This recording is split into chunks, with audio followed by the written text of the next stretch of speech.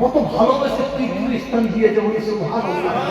আর কিছু মানুষ বুঝে নেবে, তারা চাইছে মহাসিদ্দিককে একদিকে রাখবো, ওকে একদিকে রাখবো, একে একদিকে রাখবো, এদের মধ্যে লাগিয়ে দিয়ে পুরুষ করবেন, সৌন্দর্য নামটাকে মিটিয়ে দেবো। পারবে? জোরে ছেলে বলবে না, পারবে না। শুনে রেখে দেন, আমি আপনার কাছে দোয়া চাইছি কুরআনের মজলিসে, কুরআনের মজলিসে দোয়া চাইছি। নামাজ পড়ার সময় আপনারা আমার জন্য দোয়া চাইবেন। আমার দ্বারাই যদি মুসলমানদের ক্ষতি হয়, আমি যদি তৃণমূল আমলের কাছ থেকে মালপাড়ি কামাই, আল্লাহ যেন আমার মন দিয়ে দেয়, দোয়া চাইবেন। কারণ মহাসিদ্দিককে সবাই কিনতে চেয়েছে, কেউ কিনতে পারে না। গৌতম দেব বেঁচে আছে, মরেনি, চলে যান।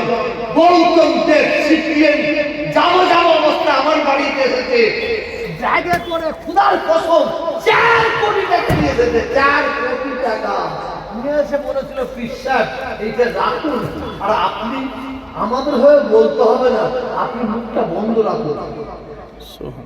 আমি তখন বলেছিলাম 4 নয় 400 কোটি টাকা দিয়ে এই মুখ বন্ধ হবে না। আমি চাই আমার কম, আমার মুসলমানদের অধিকারটা বুঝে দেন। কিনতে পারে আর এ কিনে নেবে, অত সহজ নয়। অতএব নাজে পা দিলেই ওই একজন বলেছিল না, আপনি কথা কম বলুন, না আপনার খাতা খুলে দেবো, বলেছিল না। ওই হারামজাদাকে বলেছিলাম, তোর বাপ যদি তোর সত্যিকার জন্ম দিয়ে ফেলে, তুই আমার খাতা খোল। আমি ঘোষণা করে দিলাম, সেটাতে শুনতে পেরেছে।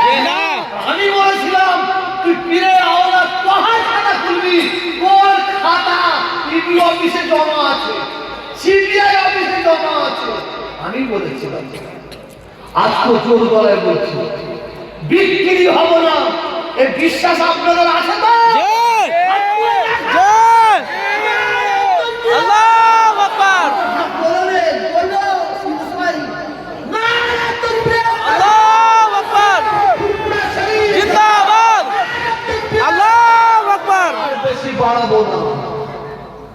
বেশি বাড়াবো না, শুধু আপনাদের বলি, সবচেয়ে ভয়ঙ্কর কে?